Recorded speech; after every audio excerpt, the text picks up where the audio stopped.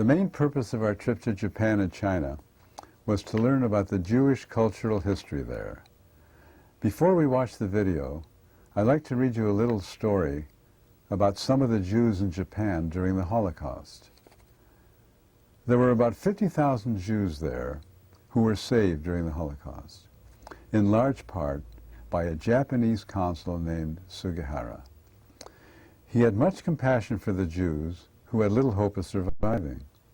So, he went against regulations and let them have a transit visa, which allowed them to enter the country and stay for 21 days, while supposedly en route to another destination.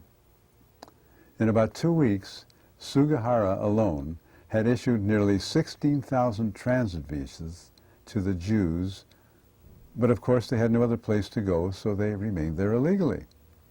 When the foreign minister learned of this, Sugihara was unceremoniously removed and sent to the Japanese embassy in Berlin. Japan apologized to their German wartime allies, and no more visas were issued to the Jews. The State of Israel, as a result of Sugihara's humanitarian efforts, has honored him a righteous Gentile.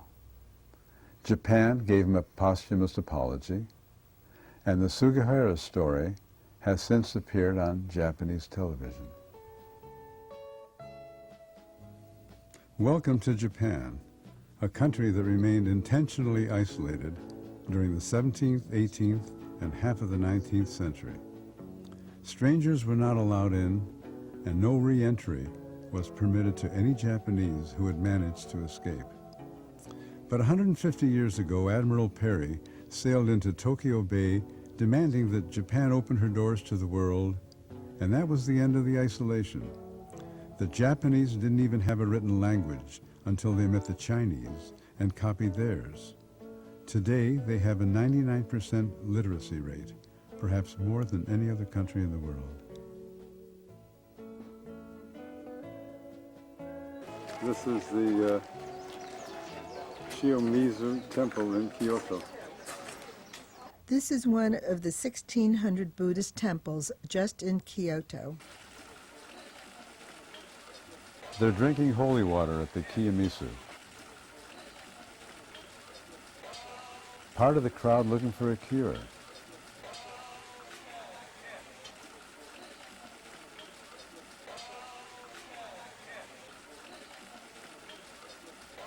Everyone is drinking the water. My friend Mel digs his toes in the water for some kind of cure. There are a few side alleys around the temple. Nearby is a mysterious well with the ancient inscription, quote, "Well of Israel," unquote. This is the well. We gathered here, and Rabbi Tokayer discussed the theory of the lost tribes of Israel coming to Japan. That is, white people with round eyes who were in Japan before the Japanese, and the belief that Japanese and Jews have a common Jewish ancestry. The Nino Maru Palace. The original Shogun Palace, built in the 1900s. This is the Golden Pavilion.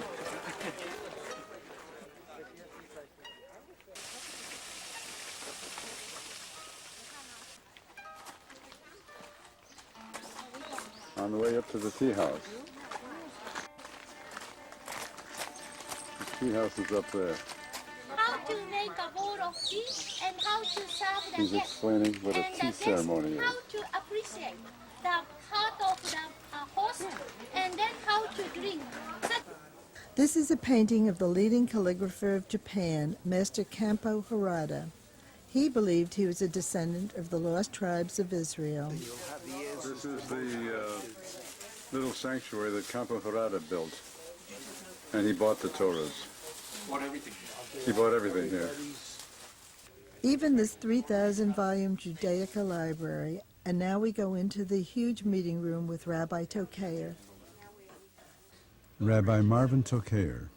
He served as United States Air Force chaplain in Japan and later served for many years as chief rabbi of the Tokyo Jewish community and vice president of the Jewish communities of the Far East. He is the author of the Fugu Plan, the incredible story of Japan's unsung Schindler and the European Jews who sought haven in Japan during World War II. The Fugu Plan also tells details of the top-secret plan that didn't come about, that is, to create an Israel in Asia under Japanese control by offering displaced European Jews a safe haven in Manchuria in return for the financial and ethical skills that they would bring. He has written 23 books in Japanese on Judaica and is one of the foremost authorities on the history of Jews in Asia. What an honor to be on tour with him. One group you will meet tonight. They are called Beit Shalom. They are Japanese. They are nominally Christian. They are non-church Christians. Generally no cross, no crucifix, no Christian symbols. In their behavior, more Jewish than Christian. But hard to be Jewish, you could understand, because when you have the knife and circumcision, I certainly wouldn't volunteer. And here, our group is doing the washing hands ritual.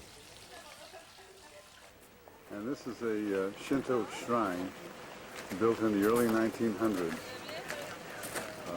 with a great deal of Chinese influence. This is one of the 400 Shinto shrines in Kyoto. Shinto is closest to our religion, Judaism, and is found only in Japan. They believe truth will come down from the top of the mountain, that the holy place in any shrine is facing west, towards Jerusalem. They blow the shofar, no nails or metal used in the coffins. They only eat fish with scales, and their priests wear talesim. This evening we go to the Beit Shalom, an unusual religious church that prays daily for the safety of Jews, supports Israel, endowed a chair of Jewish studies at Hebrew University, built an inn so if Jews should ever be in need, they will have a home in Japan. We were honored with a special concert by their award-winning Hebrew choir, who even served us a tasty dinner afterwards.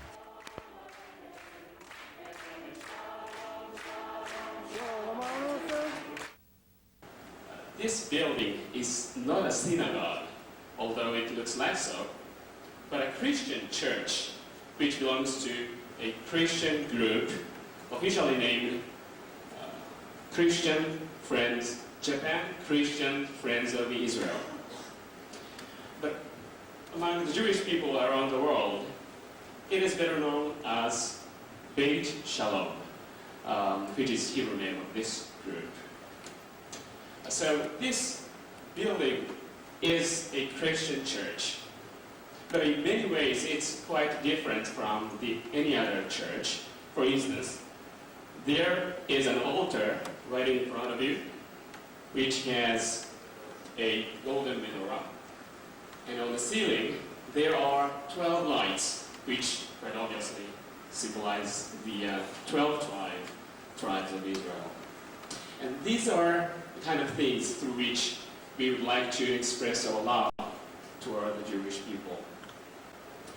Now, in terms of Beit Shalom as a group, Beit Shalom was established in 1946, a year after the end of World War II.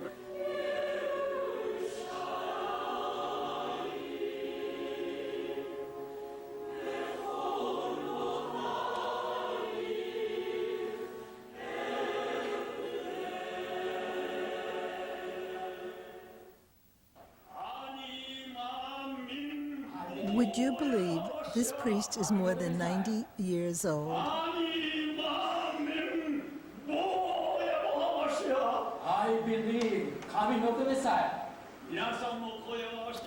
Ani Mamin figuratively means I believe in God, which coincidentally was chanted by the Jews on their way to their termination in the gas chambers at Auschwitz and other such camps during the Holocaust. Thank you.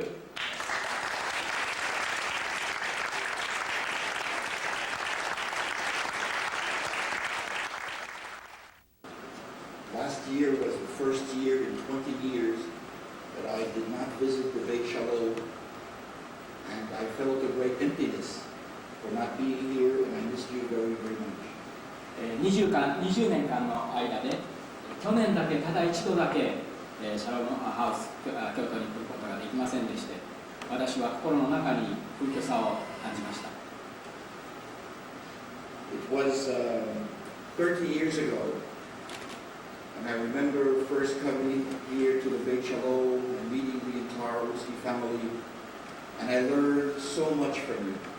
30年前のことでありますけれども、初めて30年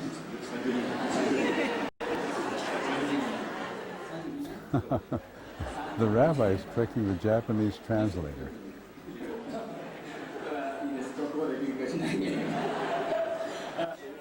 We're enjoying a tasty dinner after that memorable Hebrew choir presentation. We're entering a huge marketplace. The fish stalls particularly caught my eye. So clean, no stench. Octopus, squid, a lot of other fish. Makings of good sushi, I'm sure. We're about to take a bus and leave for Kobe. Now for a little bit of more history.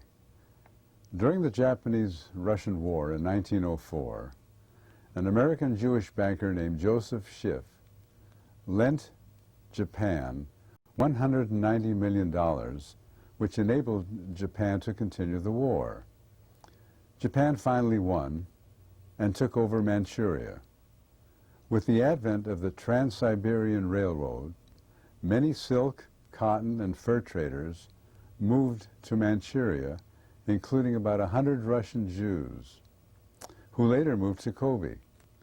Years after, Kobe became a haven for the many thousands of Jews who were escaping the Holocaust.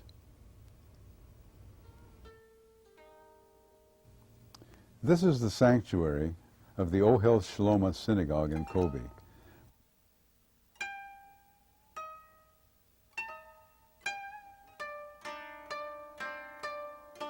We're here to meet the Jewish leaders of Kobe. Anyway, please wait with the food, okay? Please wait. Please wait. Please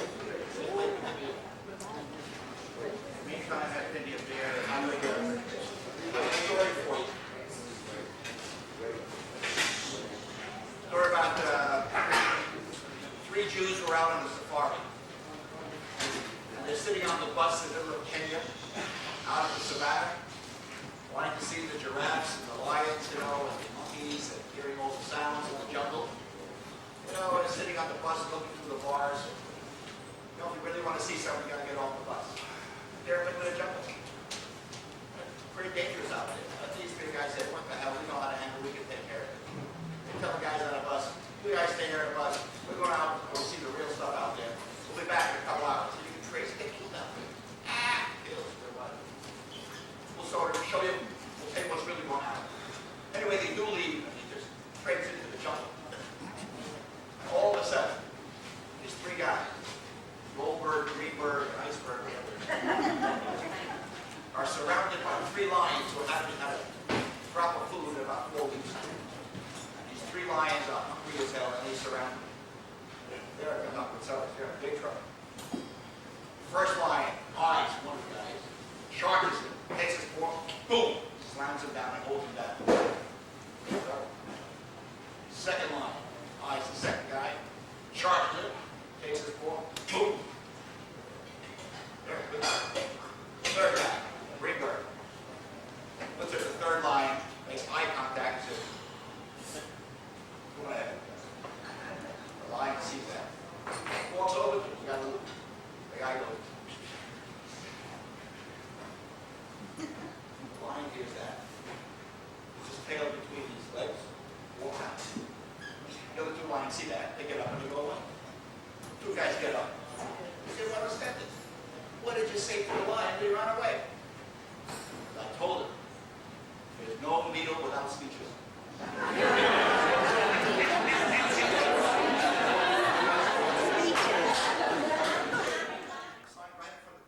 Rabbi Tokayer told us how the people of Kobe and the small Jewish community there accepted as many refugees as could possibly reach Japan.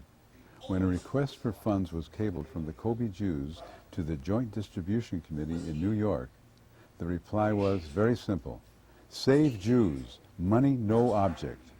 Sam Evans, originally Sam Evanskowski, was a prominent Kobe Jew. He solved many of their refugee problems, including immigration procedures, housing, food, health care, financial aid. His daughter is here with us today at the head table with Rabbi Tokayer. We're waiting for the bullet train to Tokyo. When the doors to the train open, we have 90 seconds for all 140 of us to board, and the doors slam shut.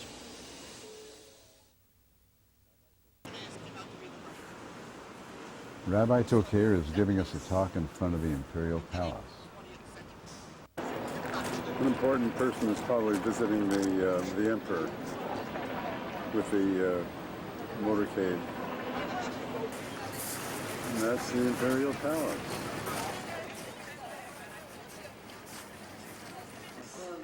This is the Jewish Community Center in Tokyo.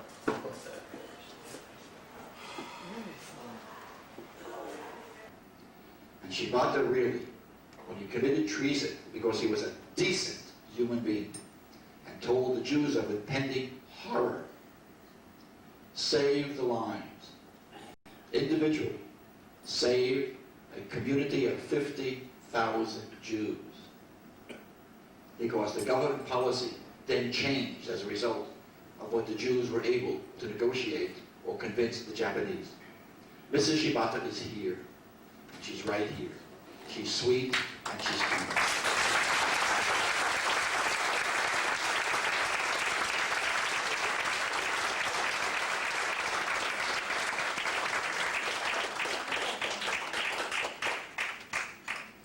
You cannot go through the Fugal plan without knowing the name Yasue, Y-A-S-U-E.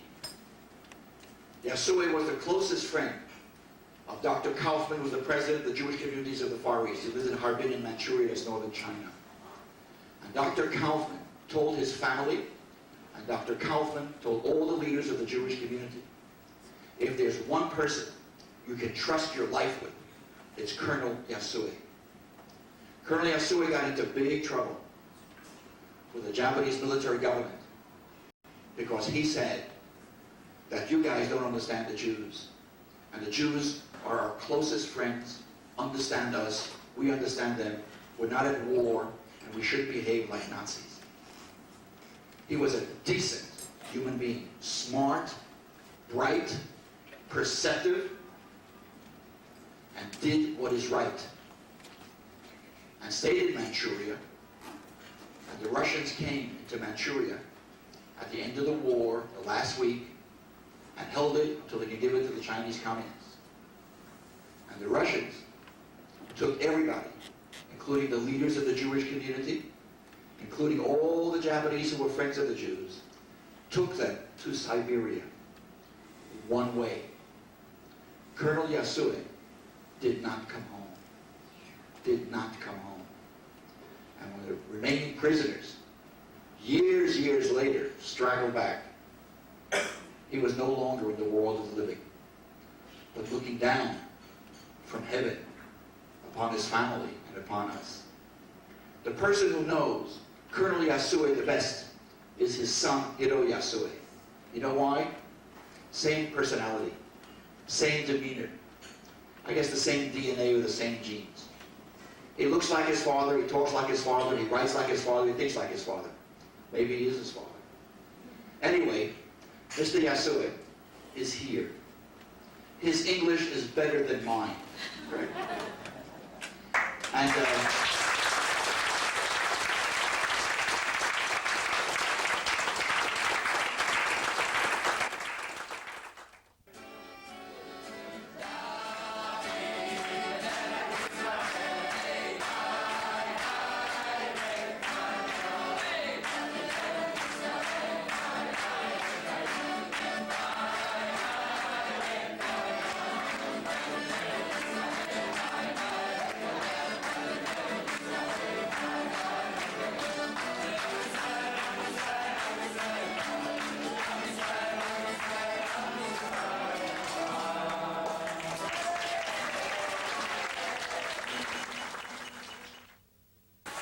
We're now approaching and will enter the Meiji Shrine in Tokyo. Sanctification at the beginning of the day. It seems like you wash the right hand first and the left hand, or vice versa. And then you drink a few sips. The first sip is for health, the second is for long life, and the third is for happiness. What I wanted you to look for, which hopefully we'll find, usually we do, two things.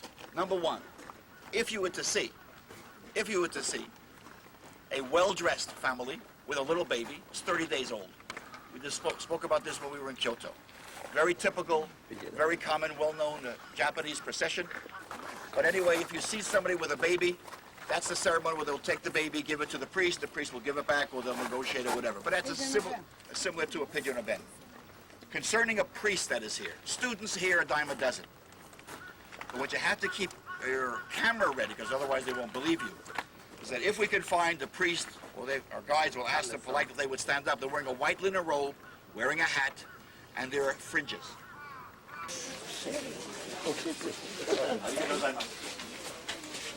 He's got the tzitzis, the white garb like a kohen.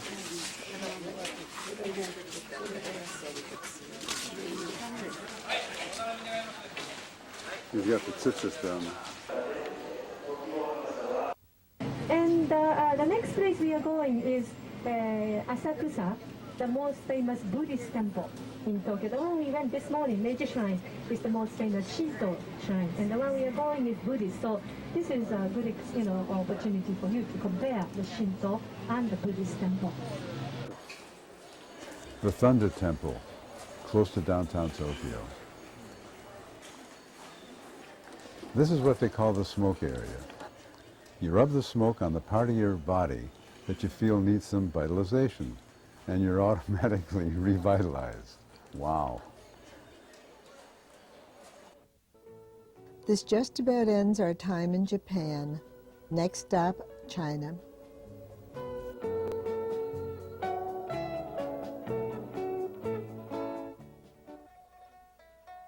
We have just come from an enlightening tour of Japan.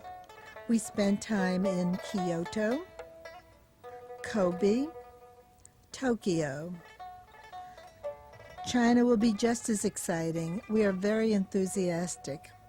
We'll fly into Beijing, where we'll visit Tiananmen Square, the Forbidden City, the Great Wall of China, all in 2 days, a whirlwind agenda, especially in this heat. Kaifeng, where we will lunch with Chinese Jews and even see Teaching Torah Lane South. Xi'an, where we will see the Terracotta Warriors. Yangtze River Cruise, which will be in the Guinness Book of Records as the first kosher Yangtze River cruise, glad kosher at that. Shanghai, which will be the beautiful end of the China portion of our Asian trip. And Hong Kong, we fly home from there. Let me try to explain to those of us who may need a little background history about China's government. From 1911 to 1949, China was called the Republic of China. In 1949, after 30 years of costly struggle against Chiang Kai-shek's Nationalist Party, Mao Zedong succeeded him and became the leader of the new liberated China and declared it the People's Republic of China. And that was in 1949. Then in 1966, Chairman Mao found his communist policies had led to famine and much dissatisfaction.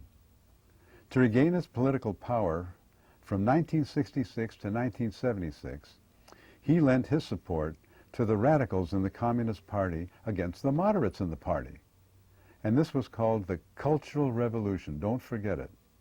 At this time, universities were closed, books were burned, temples were destroyed, monks were sent to the countryside to work in the fields as slaves. It was horrible. After the death of Mao in '76, there was a power struggle for leadership between the radicals, led by Mao's widow and the moderates, with the moderates winning.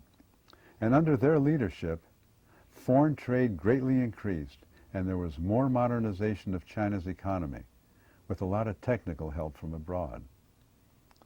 In 1989, in Tiananmen Square, university students and other citizens of Beijing led large demonstrations against government corruption and for more democracy. The military crushed the demonstrations and killed hundreds of protesters. Today, China's government is still controlled by the Communist Party. And while it is the largest communist party in the world, with 40 million Chinese, actually they only make up about 4% of China's total population, which is 1.2 billion. China has a number of minor parties with little or no power. The head of the state is the president, who is largely ceremonial, and the head of the government is the premier with a legislature. The capital is Beijing, and that is where we first go on our visit to China.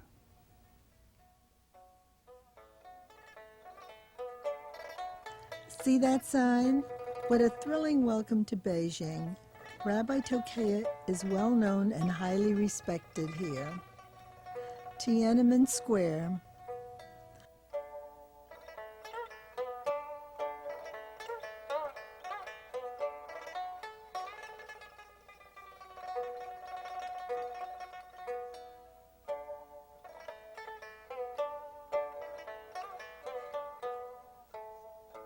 Adjacent is the Imperial Complex, also called the Forbidden City. Called the Forbidden City because ordinary citizens were not allowed to enter it. It is a complex of many buildings with a total of more than 9,000 rooms. It covers 200 acres, took over 14 years to build, took 200,000 laborers to build it. It served 24 emperors over a period of 5 centuries and was completed in 1420. This is the Peking Zoo, where we're going to see the pandas. The Beijing Zoo. Yeah, Beijing. If you're itchy, you scratch.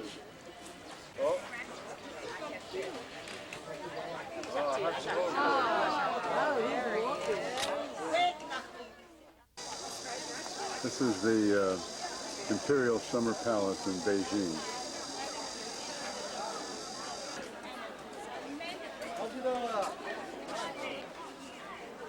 These are all natural stone formations.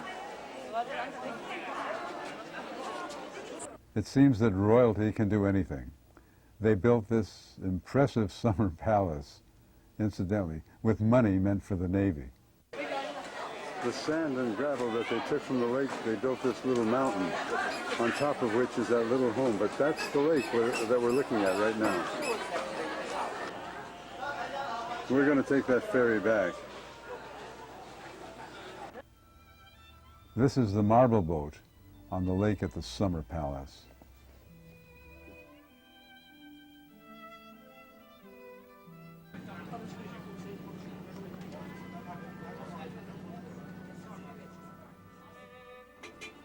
Certain time during the growth of the baby, we have the largest populations of smokers here in China. Okay, so lung cancer? Lung cancer has the biggest problem actually among the cancers, you know. I haven't seen one fat person here yet.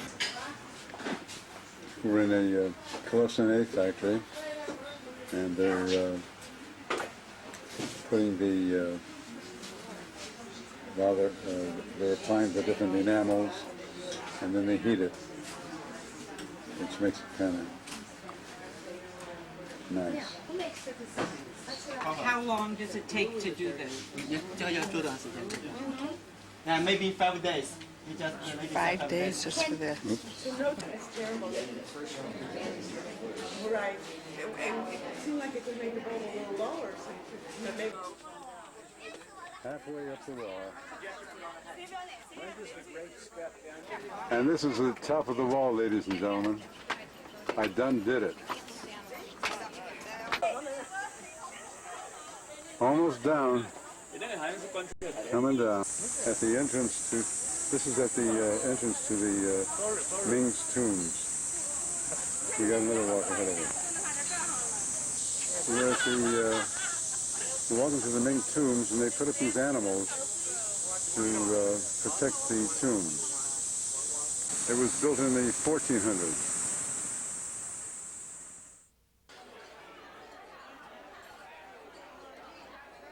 Dinner at our hotel.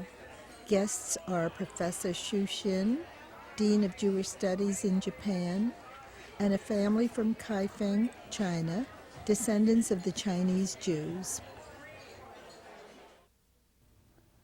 After our tasty vegetarian dinner and great klezmer music in Beijing, our group flew to Kaifeng.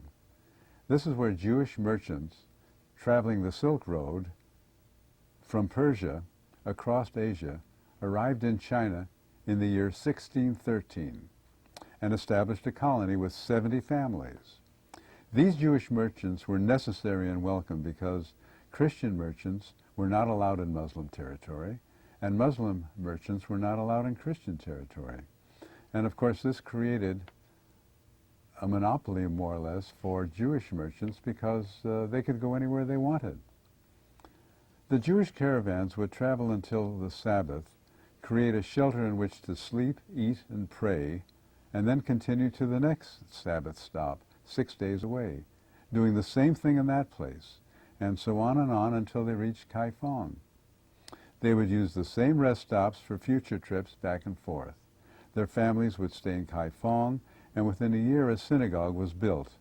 In fact, there is documentation that the Jews were ordered by the emperor to, quote, keep and follow the customs of your forefathers and settle in Kaifeng, unquote.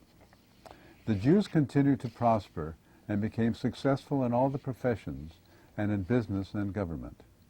The Jewish community numbered in the thousands by 1605, when they were discovered, so to speak, by the first Christian missionaries in China.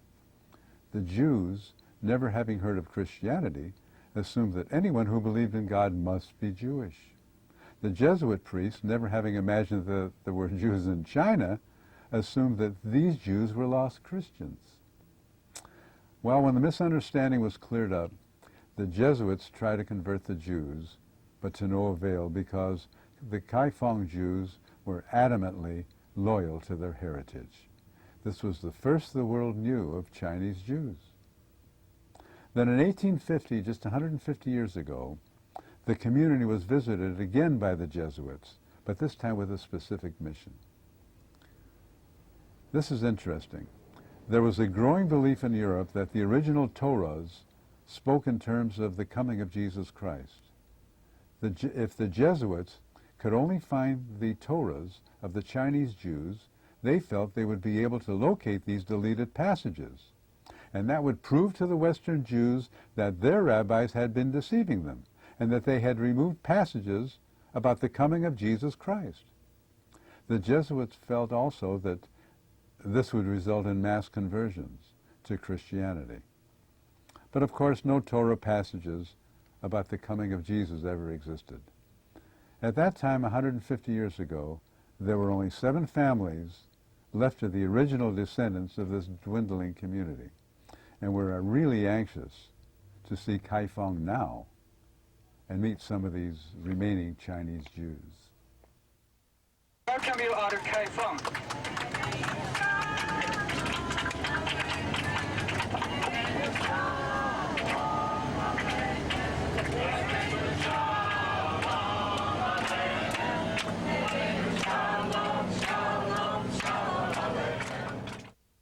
Because of the alcohol, the liquor, I'm always confusing of the time.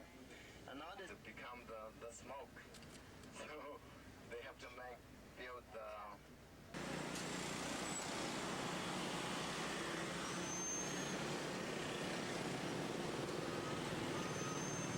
This is the Kaifeng City Museum with Jewish exhibits, including original stone monuments, or gravestones, that had been in the old synagogue compound over 500 years ago.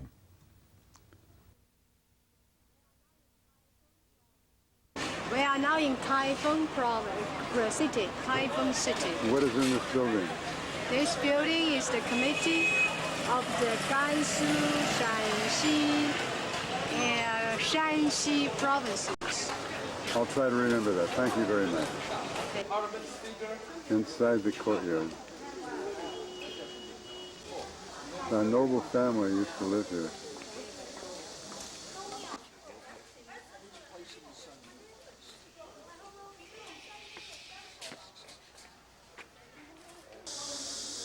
This is all original.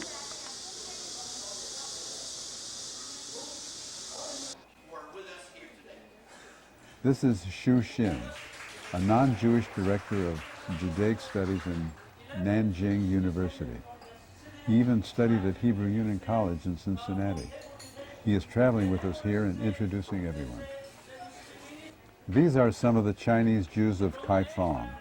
We are excited to meet and talk to each other. A few speak English. How do they know they are Jewish, we asked.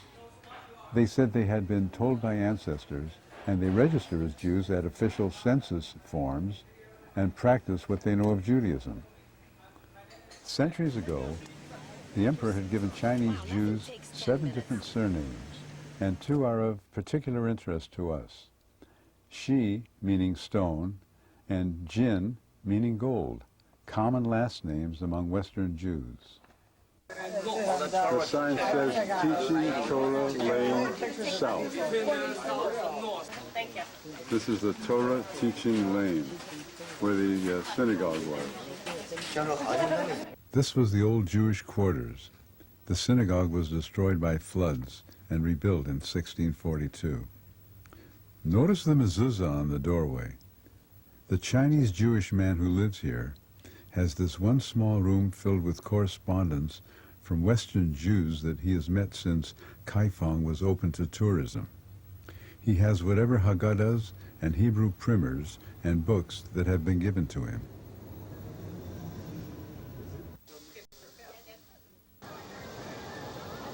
We're just on the outskirts of Kaifeng, and there's this river park. We're in the Jewish Museum in River Park. Those are the 3 stelas that they found. Earliest inscription in 1489 tells history and belief of the Jews. A later inscription suggests Jews elsewhere in China. Also, that the first Jewish Chinese synagogue was erected in 1163 AD. Imagine 1163 AD. Some more ancient Chinese menorahs. This is a picture of the synagogue in Kaifeng. The rabbi is telling us that there has been no rabbi here in Kaifeng for about 150 years. There are many Chinese here who consider themselves Jewish, and we had lunch with some of them, but there is no one to help them learn tradition or religion. Rabbi Tokayer said that there is one young man who speaks English who would be willing to go to Israel for a year or 2 to study, and would our group be agreeable to sponsor him financially. He would come back and have his regular job, but also be the teacher of all things Jewish. There was a great deal of enthusiastic support from our group, and so Judaism will not be dying out here. We're leaving Kaifeng on the way to Xi'an. The sleeping cars were okay. Some of us, though, just kept our clothes on and tried to doze off.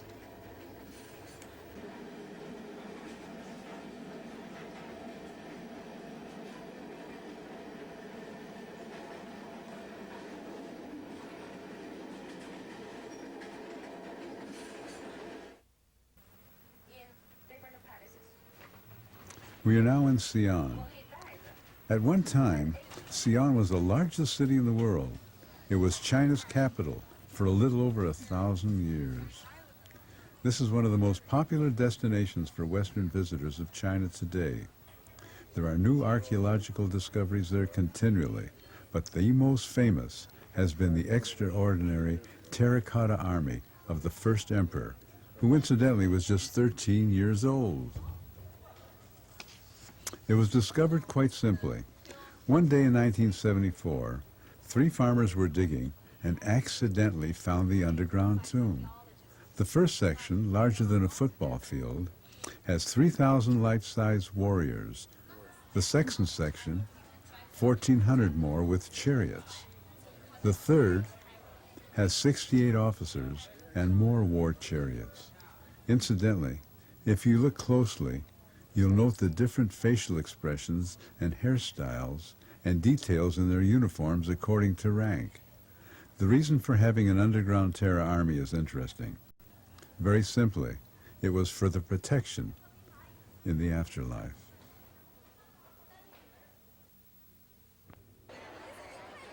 This theater restaurant, the only one of its kind in modern China, is comparable to the best of any place in the world. The lighting, stage effects, the costumes, dance, the music was just fantastic.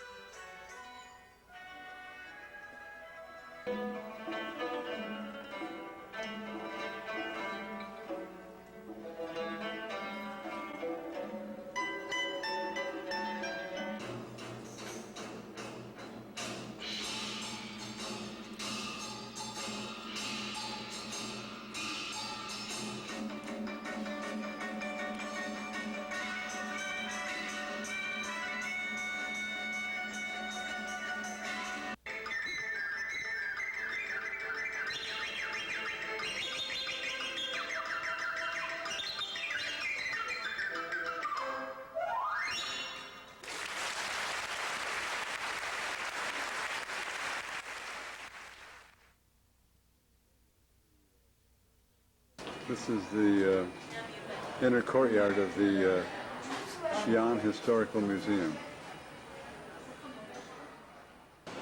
These are Westerners that came in during this particular dynasty. This is supposed to be And Jewish. there's the Caucasian features, and the rabbi says that they're Jewish. The Jewish traders along the Silk Trail. And if you look closely, you'll see the large nose features and the big eyes, the round eyes. They just want to It's rather make them interesting. very, say, frightening. Very Friend interesting. of the evil spirits. So they can also have There you This is a very important mural. The center figure there is a Jew, a Jewish trader. By his Caucasian features,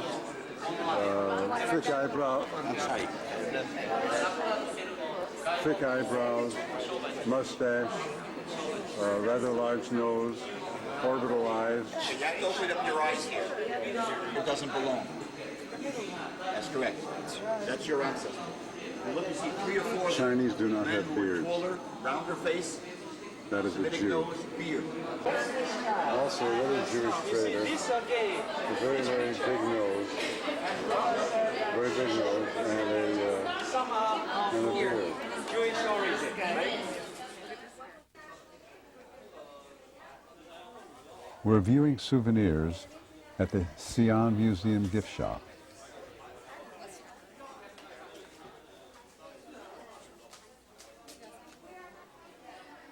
There's the globe we bought. Kaduri tells me this story. He says the Chinese called him. And they said, "Sir, Kaduri, we would like to have some tea with you." Well, he's polite, colonialist, polite, come. Says, "You're from China?" Yes. "You were born in China?" Yes. "Parents lived in China?" Yes. "Grandparents lived in China?" Yes. "Spent the whole lifetime in China?" Yes. "Why don't you come back to visit China?" He says, "You're a communist." "I'm not a communist. I'm a capitalist. I'm a benevolent colonialist. You stole everything. You produced a cultural revolution. You throw it out of here. I'm not going back to any communist country." Well, got a cup of tea, that's all. A year later, they come back. "Sir Kaduri, don't you have any nostalgia for your life in Shanghai?"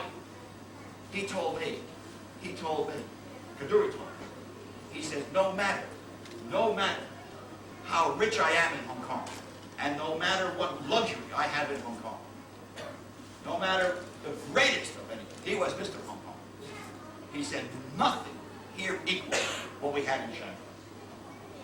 You will, it's hard to see it now, but they're building They're knocking down all of Shanghai, and they're building a highway. He had a sukkah in the front of his house that could seat 300. Where do you have a sukkah that seat? And everybody came. Everybody came. Because one day I go to your sukkah, the next day you go to the next guy's sukkah. And we went house to house to house to house. Each sukkah could hold 300 people. Piece of cake. Shows you what was going on over there in China. Anyway, the Chinese came back the next year and the next year and the next year and the next year. They got the same cup of tea. Don't you want to come back to China? Don't you want to come back to Shanghai? Don't you want to see your house? Don't you want to see your roof? Don't you want to see your school? Get out of here. And these were getting nowhere.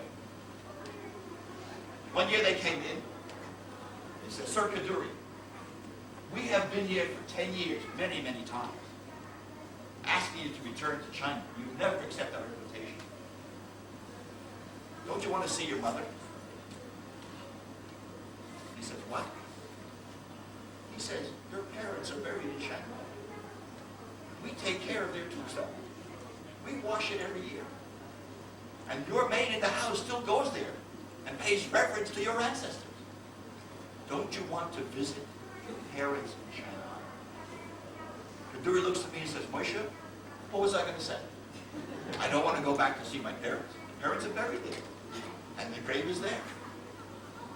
The Chinese finally learned our similarity of respect for parents and respect for ancestors. He says, I couldn't say no. How can I say no? He says, okay, I'll consider it. On one condition. He said, what's your condition? He says, if I come back to Shanghai for the first time and for the last time, then I come back on my terms. What are your terms? A cruise on the Yangtze. The cruise on the Yangtze, that is the dream of every Chinese. To cruise down the Yangtze and to see the scenery, which is all the art of China, the landscapes of the Three Gorges. I said to him, did you do it? He said, yes. I said, what'd they get for it? He said, a nuclear power plant.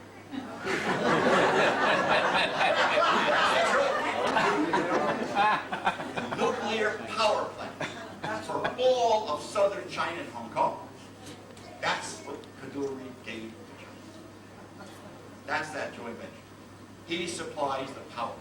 He supplies the power to Hong Kong and all of southern China. I said to him, is it really special to go on the Yangtze, to schlep on the Yangtze, to go to cruise down it? He says, Moshe, if you ever have that chance, don't you ever miss it. Anyway, because of that Kaduri story, we're going on the Yangtze. This was the first glatt kosher trip that the Yangtze River ever had, and we will be in the Guinness Book of Records. Each of the 3 nights on the boat, we really had great entertainment, or a lecture of some sort.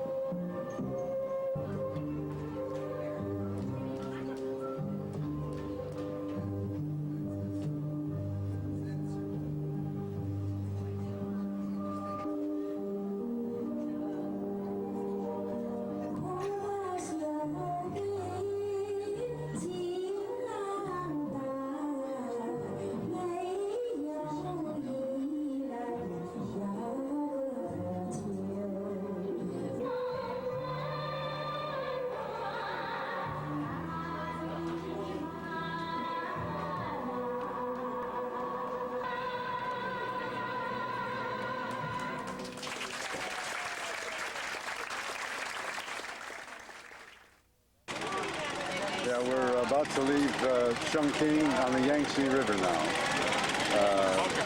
As you can see, they say the weather is always foggy, misty, gloomy, hot, humid, hazy, and huge.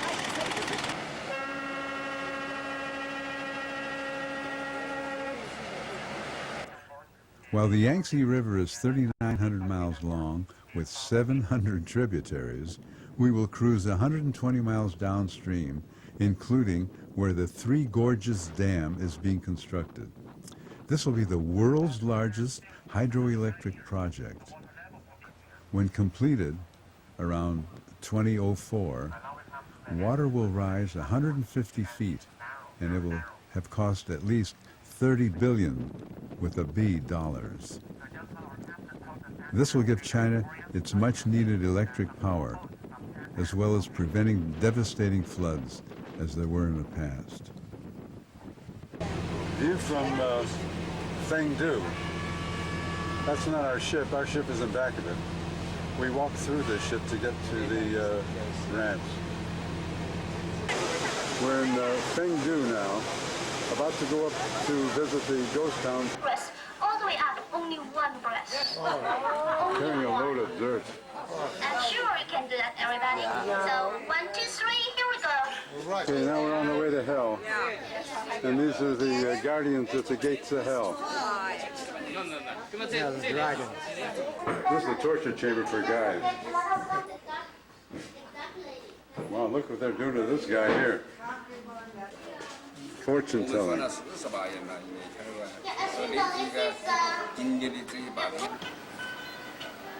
is the town of, what is it? Fengdu. Fengdu, which will all be flooded out when they build that dam.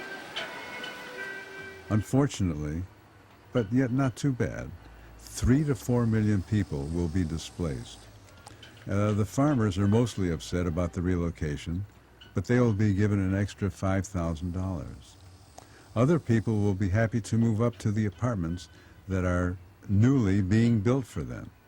And others have mixed feelings, of course, about leaving their ancestral land. Yeah, that's our ship. We're getting back from Fengdu.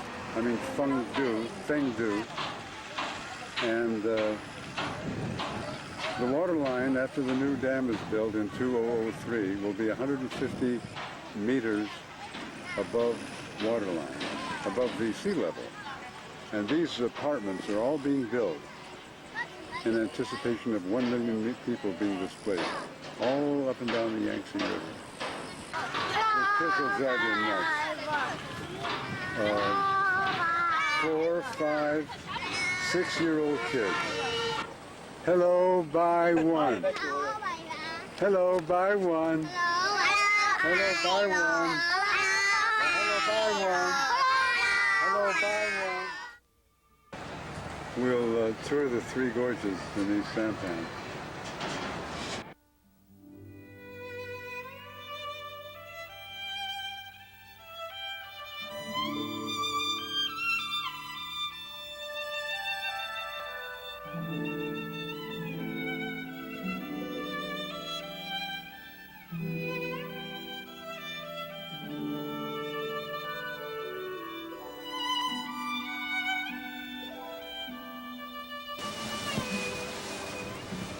That will be submerged after the dam is built. We'll be leaving our Yangtze River cruise and flying to Shanghai, a city we have heard so much about.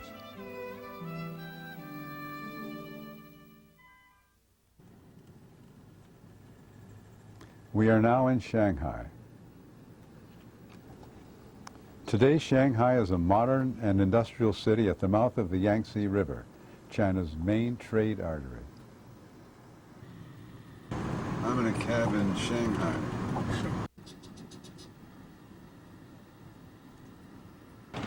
That's the tallest structure in China, I think. I think that's a statue of Mao Zedong. Sign says designated area for stateless refugees. All the Jews lived in this area. From the mid-1800s, Jews from Russia and Europe immigrated to Shanghai. By the end of the 1930s, there were over 30,000 Jews, forming the largest Jewish community in the Far East. Sephardic Jews had come from British-ruled areas like Baghdad, Bombay, and Hong Kong. Some Sephardic families like the Sassoons, the Harduns, and the Kaduris became extremely wealthy from real estate and other business and trading. Their close ties with the international corporations and financial centers in New York and London enabled the Shanghai Jewish community to support a wide range of political and cultural activities. At the time of Hitler, there was adequate financial support when 18,000 refugees swarmed into the Hongqiu district, the area restricted for them. Ashkenazic Jews, mostly from Russia, came to Shanghai in the 1900s after each upheaval in Russia. Also, Ashkenazic Jews who had been driven out of Manchuria by the Japanese during World War II came. And with the Holocaust in Europe, still more poured in. So there were about 4,000 Ashkenazic Jews there then, though they didn't begin to have the wealth or status of the Sephardic Jews. Hillary Clinton visited Shanghai, asked to see a church. There were none, so the Ohel Rachel Synagogue was painted, spruced up, and shown to her.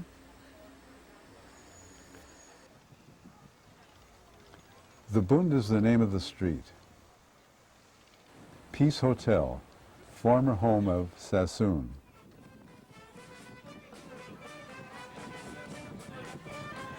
Our memorable dinner, starting with cocktails and music on the rooftop under the stars, and overlooking a city alive with lights and people.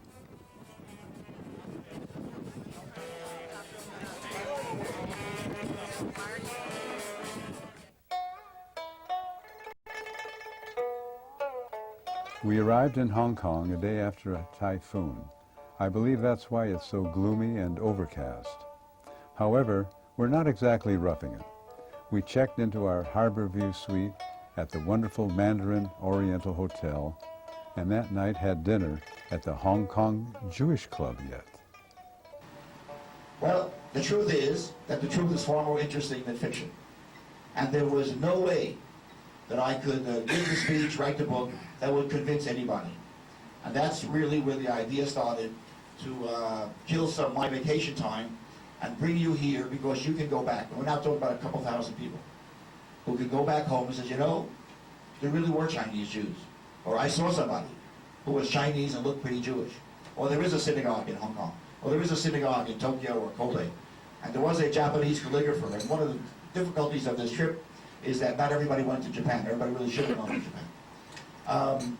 That there really was a calligrapher in Kyoto who was very Japanese and who thinks he's a descendant of the lost tribes or whatever, and built a shul in his own home. And those of us that were in Japan did visit there. And so I wanted to thank you for giving me the opportunity to spread the message that Jews are not only in Vilna, and not only in Warsaw, and not only in Tel Aviv and Baghdad, but Jews have also been in Tibet. And you've heard from Shushin, and you saw it if you went to Kaifeng in the museum there, that two Hebrew documents that were found on the Tibetan border that are written in Hebrew. So we have been in this part of the world for a long, long time. And we do go home and spread the word. There were and are Jews in China and Japan.